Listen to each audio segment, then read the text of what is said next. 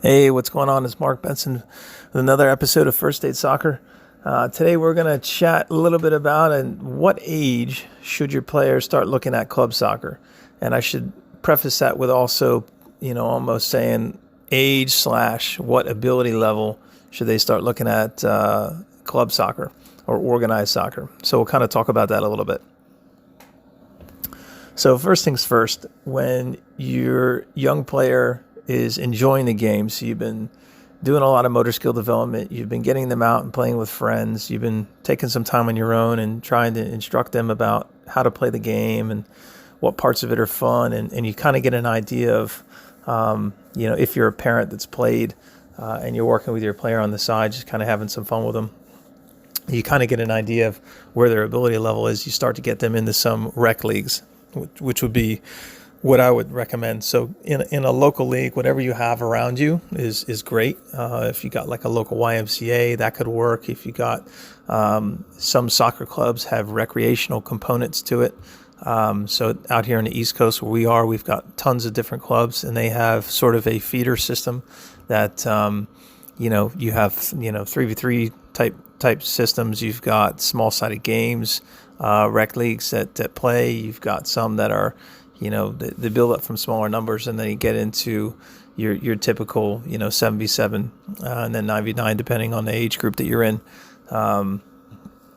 So it builds up little by little, but I would try to look at different things and ask questions of your player while they're starting to improve with their overall ability, but then also within their age. So we'll start with age first. Generally, clubs today are starting way early by, telling players, almost by age 8, 9, you need to get into some sort of a development academy. It's a wrong way of saying it, but almost like an academy type feeding pool. So you usually have like these under 9, pools of players, and they'll train together. They'll do some technical training. They'll, possibly play in some games, but and then they'll start to form teams by age 10 and really start to go and compete in leagues. And that's perfectly fine. There's nothing wrong with that. But you have to, your player has to be ready for that. There's a lot of things that go into playing soccer, for example, at the club level, that you can kind of get a little bit overwhelmed as a young person if you're not entirely ready for that. So, I would start with getting involved in a rec league that maybe travels around from town to town and has maybe 1 or 2 practices a week that are, some are more technical oriented and some are fun, and then they have some fun games on the weekend and they enjoy the game still.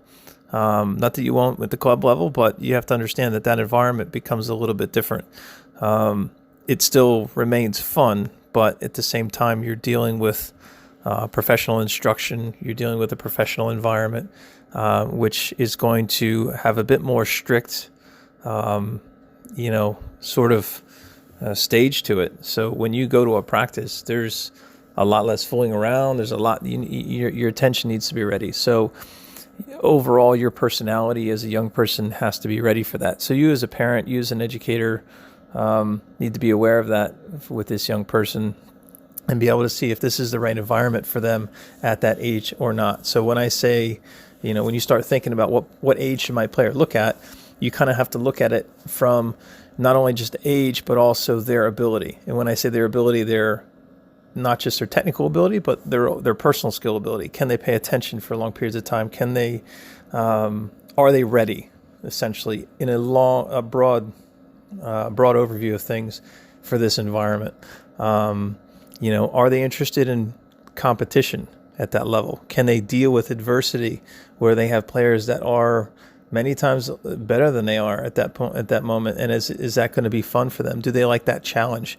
Are they able to deal with structure, a strict environment, a regimented environment? Are they interested in proving their ability, or are they just out to have fun? Or is there sort of a happy mix to having those things? Can they go ahead and have fun, while understanding that, oh, I'm getting better. Cool. This is neat. I get to learn this new thing, and now I'm having fun while practicing this new thing and getting better at it. All those things kind of have to be in line, in my opinion. Obviously, these things should be in line when you go to make that decision for your player. Sometimes they might not know that they're interested in those things until they're in that environment. So you have to kind of test it out. But that would be my advice on when you're looking at getting your player going from, let's say, the rec level, and you're thinking about looking at clubs and club soccer and travel soccer. What are the things that I need to think about? Those are some. There's lots of others, but those are at least a sort of a base starting point to kind of get an idea if your player is physically ready, mentally equipped, and then able to kind of, and then you as a parent these are things you have to consider as well, because you're going along for the ride with this. So so that'll get you started.